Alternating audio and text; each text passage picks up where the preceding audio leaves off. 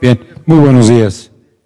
Su servidor Roberto Franco les recibe en este momento con un placer increíble porque es nuestro primer curso que efectuamos en CADEFI en este año. Entonces, estaremos hoy manejando el tema reformas fiscales, un tema complicado y de mucho interés para nosotros. Estamos también atendiendo aproximadamente 5,000 contadores vía internet, a los cuales les mandamos un cordial saludo en este momento.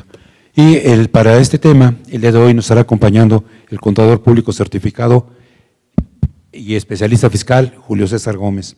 Él es egresado de La Salle, es actualmente catedrático en la bancaria comercial, en La Salle también, ¿verdad? Estamos y en el Colegio de Contadores. Entonces, él tiene una amplia experiencia en el tema y obviamente nos va a exponer todos los cambios de la manera más práctica posible. Por lo que sí les pido de favor es que al momento que tengan una duda, nos hagan una señal para que un compañero les acerque un micrófono y todos podamos participar de la duda. Esto nos va a permitir precisamente enriquecer el tema. Entonces los dejo en compañía del contador público certificado Julio César Gómez. Gracias, bienvenidos. ¿Cómo están? Buenos días. Buenos días. Gracias, Robert. Mi nombre es Julio César Gómez. Vengo a participar con ustedes con muchísimo gusto, nuevamente en CADEFI, para platicar de un tema muy interesante que es la reforma fiscal que tenemos ya para 2016. Ya estamos en 2016, todavía seguimos desconcertados en el Colegio de Contadores Públicos y en la academia respecto de muchas situaciones que se han presentado en esta reforma fiscal que consideramos que es mucho de fondo y su principal preocupación o nuestra principal preocupación ahorita es el tema de la contabilidad electrónica. La contabilidad electrónica que de alguna forma ya venía de tiempo atrás. Sin embargo, cuando los clientes nos preguntaban, oye, ¿qué pasa? ¿Existe alguna multa o algo respecto de la contabilidad electrónica? Pues a la fecha no existía. Sin embargo, con esta nueva reforma ya existe una multa bastante castigadora que va de 5,000 a 15,000 pesos, si no mal recuerdo, y eso nos tiene muy preocupados. Sin embargo, como contribuyentes ya veníamos con esa inquietud o con la iniciativa de que ya teníamos que trabajar en la situación de la contabilidad electrónica. ¿Es verdad? ¿Cuántos de nosotros ya estamos preparados para enviar nuestro catálogo de cuentas y nuestra balanza de comprobación? Ya estamos preparados. ¿Los demás no están preparados? ¿Cuándo sí estamos preparados ya para eso? Levantando la manita sin pena. ¿Eso qué quiere decir? ¿Que no estamos preparados? Eso es, fíjense que esta es una de las situaciones que nos preocupa mucho en el colegio. Lo hemos platicado con Aristóteles Núñez, que es nuestro famoso jefe del SAT, en el que él ha señalado que la única forma de hacer que los contribuyentes se incorporen a este mundo electrónico es a través de una multa. Qué triste tiene que ser eso, que nos tengan que castigar para que hagamos las cosas como si fuéramos niños chiquitos, pero en fin, hay que trabajar en esta parte que sí va a ser de mucha talacha. Sin embargo, muchos, aunque no hayan levantado la mano, yo sé que en el fondo ya están preparados, por lo menos muy en el fondo de su corazón, o tienen la intención de hacerlo, pero sí hay que poner manos a la obra, si no vamos a tener multas muy importantes para los contribuyentes, ¿de acuerdo? Ahora, vamos a avanzar un poquito esto, está un poquito para los que no me conozcan. Esta reforma fiscal básicamente toca, no fueron la realidad es que es una reforma fiscal ligera, con situaciones de fondo. Sin embargo, todavía existen situaciones que se están tocando bajo el amparo, buscando la protección de la justicia para los contribuyentes. Por ejemplo, ¿cuál es el caso de uno de los amparos? La contabilidad electrónica. Otro de los casos, lo que es la deducción parcial de los ingresos exentos para los trabajadores. Ese tipo de cosas todavía en primera instancia tenemos resoluciones favorables para los contribuyentes, sin embargo todavía falta que se continúe el proceso legal para llegar efectivamente ya a un fallo que pueda proteger al contribuyente. Y esto solamente nos va a proteger si obviamente promovemos el juicio de amparo ante las autoridades competentes, ¿correcto? Ahora, si ustedes observan en este material, que inclusive seguramente les proporcionaron su índice, pueden verlo, ese índice, con qué finalidad fue preparado.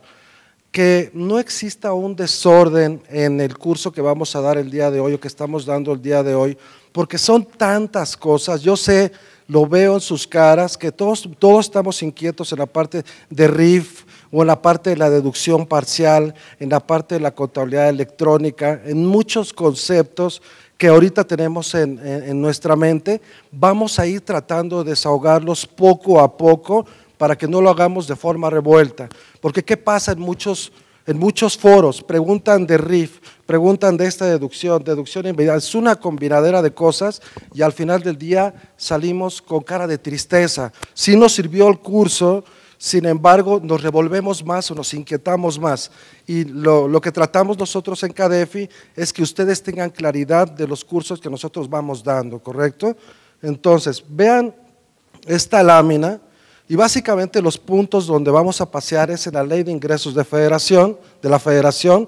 Vamos a ver estímulos fiscales para 2016, vamos a ver algunas reformas, adiciones y cosas que se derogaron a través de la Ley del Impuesto sobre la Renta, cambios en la Ley del IEPS y por supuesto en esta parte del Código Fiscal de la Federación, que es muy importante.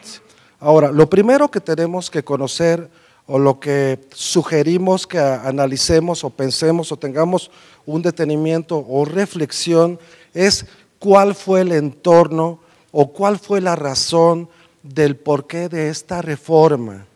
Recuerden que desde los años de 2003, por ahí así en agosto, cuando empezamos a vivir situaciones de la FIEL, donde ya inclusive la autoridad tiene datos biométricos de nosotros. ¿Por qué? Porque nos toman fotos del iris, las huellas dactilares. Yo en mi caso me sentí como representante legal, me sentí prisionero. Esa es la realidad de muchos de los que nosotros vamos al SAT y nos toman los rasgos del iris y la situación esta dactilar, nos sentimos perseguidos. Esto es muy triste porque ya se está convirtiendo en un terrorismo fiscal.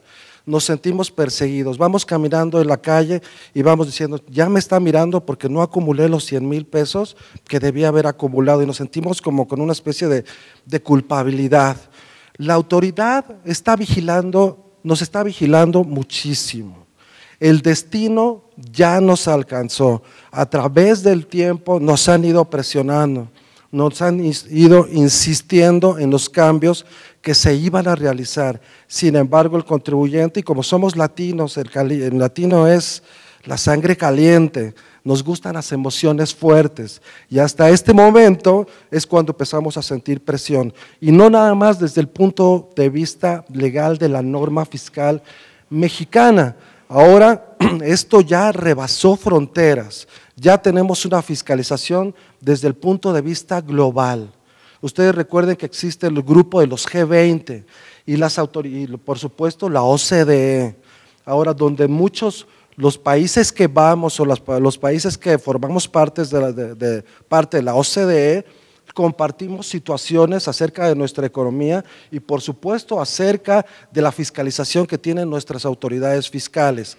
Ahora, las autoridades fiscales también tienen este concepto a través de un centro internacional de administraciones tributarias, en donde se agrupan 38 países y en donde van y comparten puntos. ¿Por qué creen que nosotros traemos modelos? Por ejemplo, en el caso de Chile, en su momento trajimos las UDIs, también traemos conceptos como RIF que funcionó, o traemos conceptos de algo que ya no existe, que es el YETU, que nos causó muchísimas molestias, que lo trajimos de países europeos. En fin, si ustedes observan, esto no lo escucharon de bote pronto, sino hay un análisis, hay un centro donde las administraciones a nivel mundial se reúnen y comparten puntos. En el caso chileno, cuando los escuchamos a ellos, para ellos la contabilidad electrónica ya no es algo nuevo. Para ellos desde 2011 ya tienen contabilidad electrónica. Ellos son muy avanzados desde el punto de vista de su economía. Es un país que tiene una economía emergente, como es el caso de Rusia, como es el caso de Brasil, que es potencia, ya lo es, a pesar de que es un país que han vivido en muchas situaciones de pobreza o unas situaciones políticas complicadas, son avanzados desde el punto de vista económico, situación que aquí en México no se da. Desgraciadamente, nosotros mismos vamos deteniendo ese proceso. Ahora bien, vamos a ver este entorno. Y la primera parte que nos preocupa, o a esto que vamos a poner aquí, es a los ojos de la autoridad.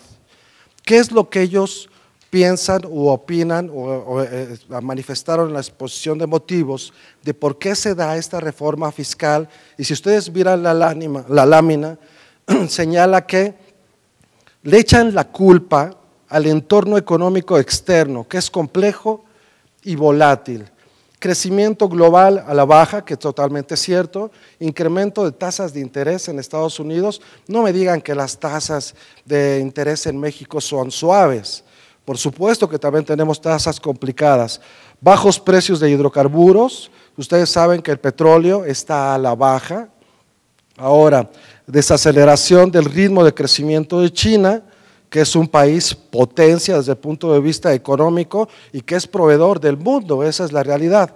Debilidad de economías emergentes como Brasil y Rusia, y se sostiene también la situación de la crisis de Grecia. Este es el entorno a nivel mundial, eso es lo que señalan nuestras autoridades fiscales. Ahora bien, fíjense cómo le echan la culpa al mundo, todo el mundo tiene la culpa menos nosotros.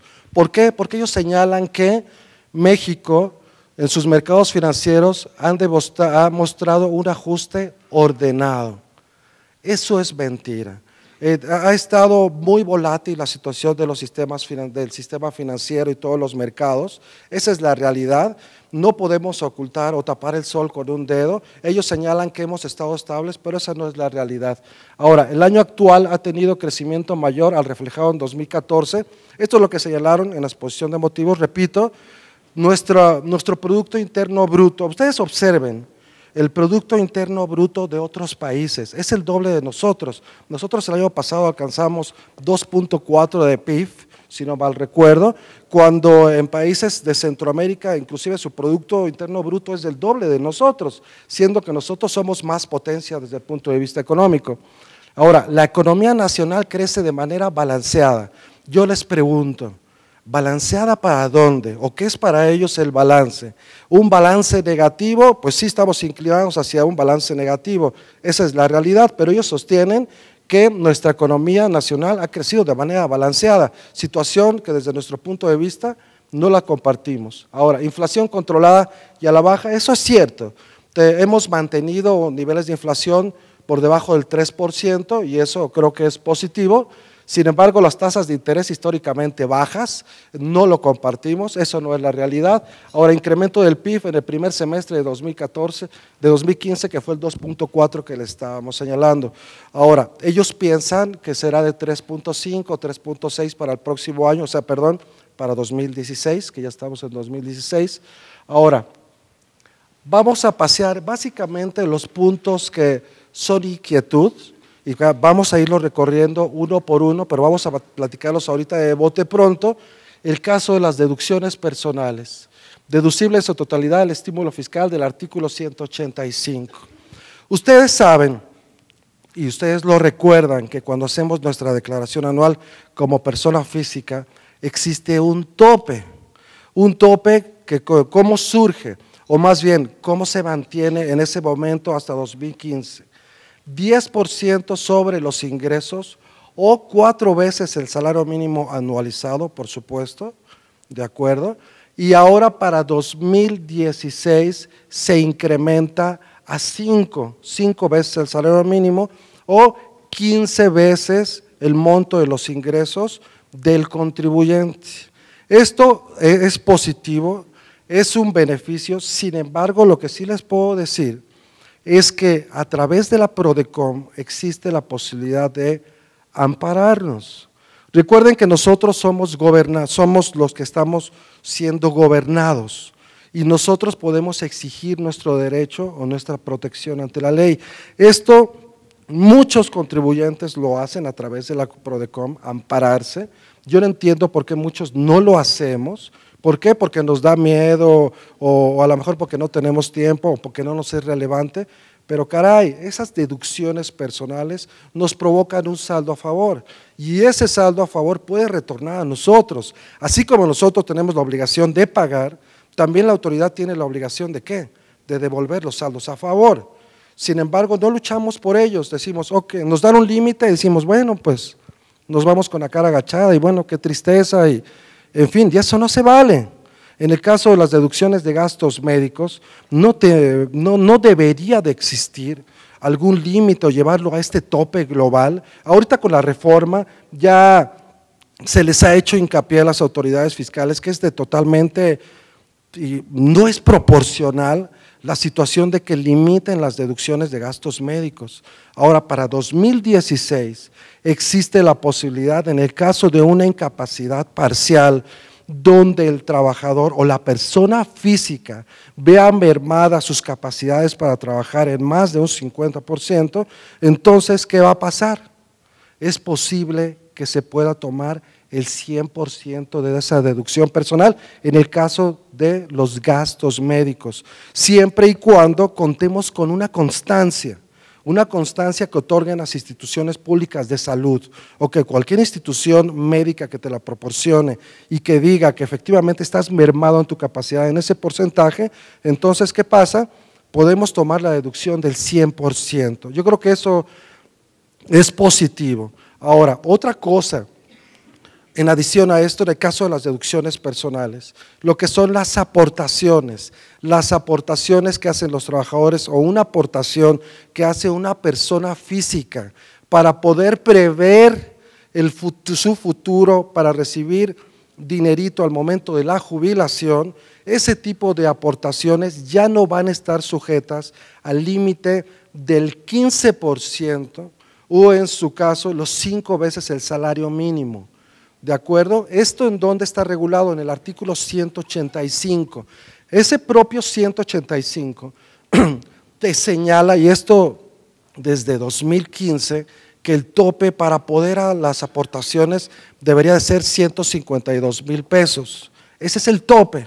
Sin embargo, la problemática donde se presentaba, en el momento que ese 185 te decía que tenías que sujetarte al límite global de las deducciones personales del artículo 151, es decir, en su oportunidad, 10% o 4 veces el salario mínimo. Ahora con la reforma fiscal para 2016 ya no se va a someter a ese límite, es decir, 152,000 pesos pueden ser totalmente deducciones personales sin ningún problema, sin sujetarlo a lo que es el tope global del 15% o en su caso 5 veces el salario mínimo.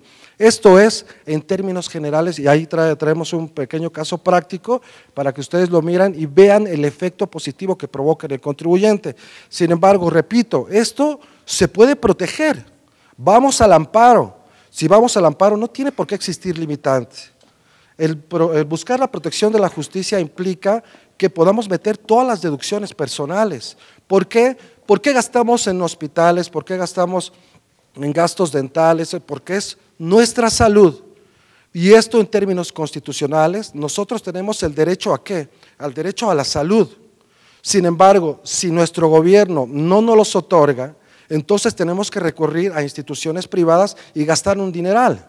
En México, la medicina, todo lo que es la salud es carísimo. Si ustedes van a Cuba, reciben totalmente gratuita lo que es la salud. Obviamente Cuba es un país que está bloqueado, en fin, pero bueno, salud sí existe, la educación también es brillante. ¿Por qué en México no lo podemos tener?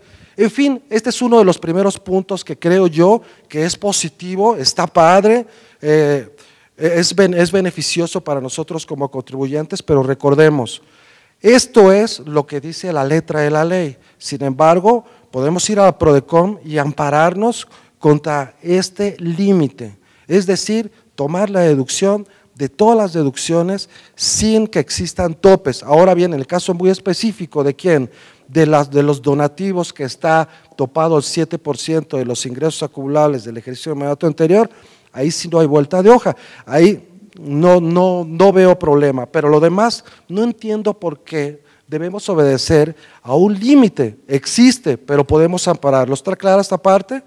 Entonces, sugerencia para ustedes y para nuestros clientes, por supuesto, acude al amparo.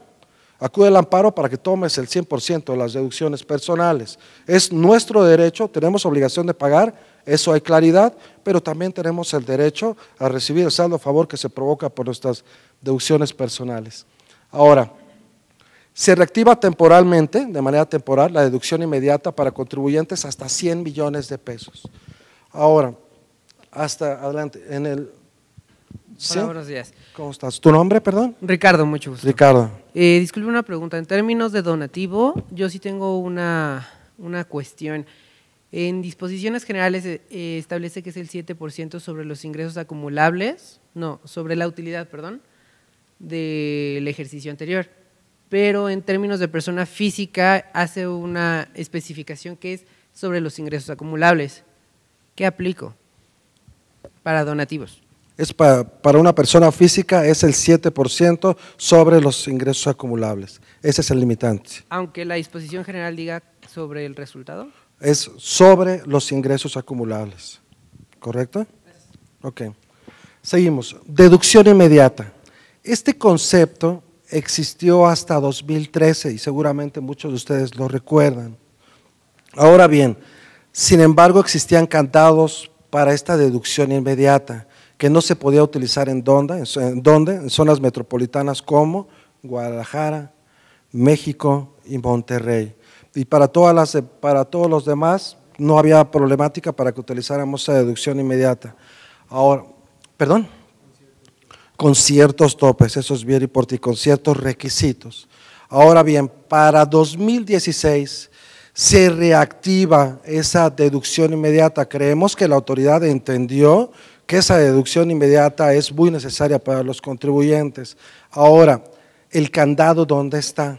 Esto no se puede utilizar ¿para quién? Para los automóviles, para mobiliario y equipo, ni para todo lo que es equipo de blindaje. Todo para ese tipo de conceptos no se puede utilizar. Y por ejemplo, el caso de automóviles, que más adelante lo vamos a ver y que en el reglamento que fue publicado en el mes de octubre del año pasado, bueno, ahí se señala la definición de lo que debemos de considerar automóvil y se aclara también a través de criterios de la autoridad que los automóviles son de hasta 10 personas, incluyendo el conductor.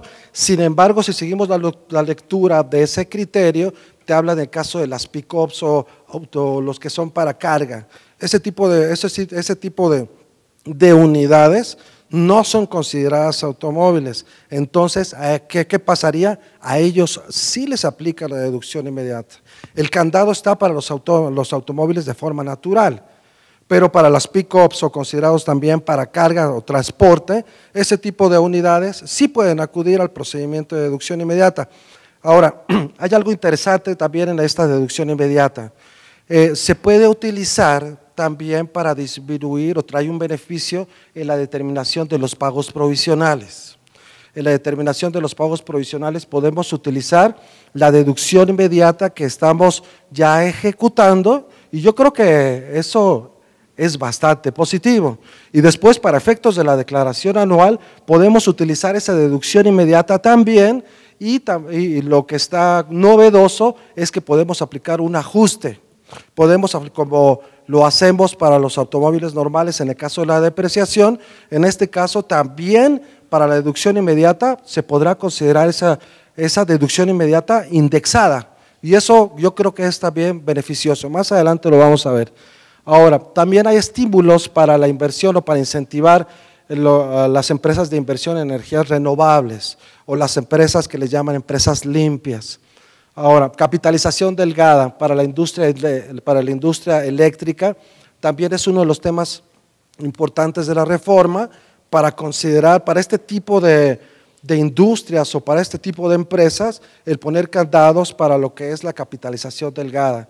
porque cuando existe el sobreendeudamiento que rebase 3 veces el capital contable de la sociedad, bueno, en este caso el monto que se desprende de ese préstamo o el interés que se desprende de toda esta operación tendrá un castigo y tiene que ser no deducible. Esto lo habían dejado abierto, ahorita ya se regula, eso también lo vamos a revisar. Reinversión de utilidades en impuestos, en impuesto a dividendos, que ustedes recuerden que existe para 2015 un impuesto adicional que es del 10%, ahora es del 5%, más adelante lo vamos a platicar. Inversión inmobiliaria y en capitales de riesgo, ok, también lo vamos a analizar. Repatriación de capitales, que esto tiene que ver mucho con lo que platicábamos acerca de la globalización o de la fiscalización desde el punto de vista mundial, cuando para muchos contribuyentes se aplica, pues sobre todo para personas físicas, también para personas morales, por supuesto, cuando tienen inversiones en otros países, de que la autoridad está pidiendo retorna ese dinero.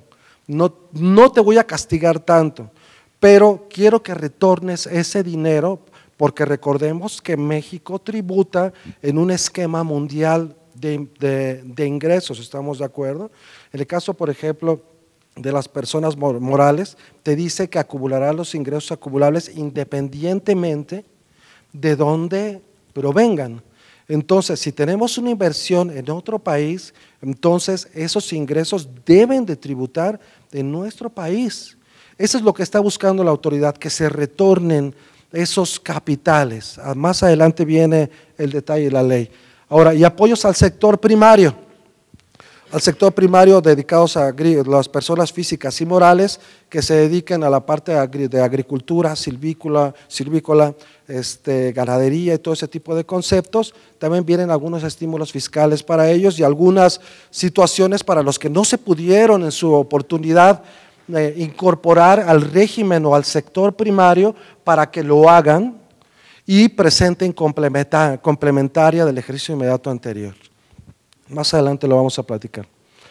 Ahora, temas pendientes o que se han quedado en el tintero o temas que pueden ser impugnados ante las autoridades fiscales, como es el caso de la deducción del 100% para ingresos exentos de los trabajadores. Recordemos que existe ese famoso candado totalmente injusto. ¿Por qué? Porque las empresas de quienes vivimos, o ¿quiénes son los que nos apoyan? Nuestros empleados. Sin nuestros empleados, las sociedades, las empresas no podrían generar ingresos, no podrían cumplir el objeto social de la empresa. Entonces, sin sueldos, ¿cómo logro esto? Ahora, que la autoridad castigue esto es totalmente injusto. Nos están hablando los malos espíritus, por ahí escuchan. 53% y 47%, observando por supuesto si el cociente fue superior al ejercicio inmediato anterior o en su caso si fue inferior, y ahí el castigo pues el de no deducción es mucho más alto. Esto se puede impugnar, no se ha movido, a la fecha sigue existiendo. Sin embargo, lo que sí les puedo comentar, donde existió una modificación para 2016 es respecto de la deducción de lo que es la previsión social. En el caso de la previsión social, recordemos que había que sacar un promedio aritmético, ¿se acuerdan? Un promedio aritmético que resultaba de obtener el monto de la previsión social para los sindicalizados y no sindicalizados. Así lo señala la ley, no habla de trabajadores de confianza, habla de sindicalizados y no sindicalizados. Lo vamos a dividir entre el monto de esas personas, la diferencia entre ambos ingredientes, ese monto es el que pudiera ser deducible. Eso ya no existe, la autoridad ya entendió que este promedio no era muy complejo para el contribuyente y que había que desaparecerlo. Ahora, actualización de tablas y tarifas, ellos quedaron en que se iban a modificar las tablas, como es el caso de la persona física, donde tenemos una tasa de 35% fuera de competencia latina. Sin embargo, eso se ha quedado, y las personas físicas con ingresos importantes nos estamos yendo a un 35%, que es totalmente injusto y totalmente fuera de mercado. Eso se quedó en el tintero. Deducción al 100% en gastos de minería también, ahí se ha quedado, se ha podido hacer nada. Ahora, hemos insistido en los topes en ciertos rubros. Ejemplo, automóviles. Esto sí se modificó. Recordemos que hasta 2013, si no mal recuerdo, teníamos el límite del monto original de la inversión, que es utilizado, por supuesto, para determinar la depreciación fiscal. Hablábamos de un 175,000 pesos. Vino la reforma y se fue ¿a cuánto? A 130,000 pesos. 130,000 pesos que no nos sirven para nada, porque ahorita un automóvil está en un promedio de 500, 600,000 pesos, y entonces esos 130,000 pesos, ¿para qué sirven? Para 2016 el tope son 175,000 pesos. De eso debemos de tenerlo muy claro. Por eso muchas empresas han acudido a lo que es el arrendamiento puro, porque en ese arrendamiento puro nos permite tomar la deducción y por supuesto nos permite ir al acreditamiento. Eso yo creo que es un beneficio para el contribuyente, tratando de suplir ese tope tan absurdo de 130,000 pesos. En fin, queda para 2016 el tope en 175,000 pesos. Ahora, algo que no hemos insistido en la situación de, por ejemplo, de la deducción de los restaurantes. ¿Cuánto es el porcentaje que podemos tomar como deducible a la fecha? 8.5, ¿no? Antes era de 12.5, ahora estamos en 8.5, entonces eso no sirve. Eso no sirve, hemos insistido, sin embargo se ha quedado en el tintero. Por supuesto el caso de los bares, porque son muy amargados, entonces no nos permiten tomar tampoco la deducción. Ahí sí, definitivamente, bares, si nos gusta echarnos un whisky, nos gusta echarnos una cubita, todo ese tipo de cosas son no deducibles. O nos mata o son no deducibles. Entonces, el tema de viáticos, los topes siguen exactamente igual, no se les ha querido mover, se han mantenido, y ojo con esta parte de los viáticos. Inclusive hemos tenido sesiones técnicas de viáticos donde hemos platicado acerca de los topes, la famosa faja de los 50 kilómetros que circunde al domicilio fiscal del contribuyente. Todo ese tipo de cosas estamos tratando de empujar a que mejore. Es bien importante que ustedes en sus empresas mantengan una política conservadora en el tema de viáticos. A la autoridad le encanta revisar viáticos. Ahora bien, todo esto recordemos que sumado con la contabilidad electrónica, ya no va a hacer falta que la autoridad nos esté tocando la puerta. De verdad, la autoridad, me han impresionado tanto cuando llego a platicar con ellos, del santo y seña que tienen de nosotros. Pero a veces preferimos mejor no saberlos, porque si no nos quita el sueño. De verdad, la autoridad tiene cualquier cantidad de información de nosotros, tanto como personas físicas como personas morales. Y esto sumado al compartimiento que ya existe de información con el sistema financiero mexicano y el sistema financiero extranjero, entonces imagínense la cantidad de situaciones que ellos ya conocen de nosotros. Santo y seña, el destino nos alcanzó.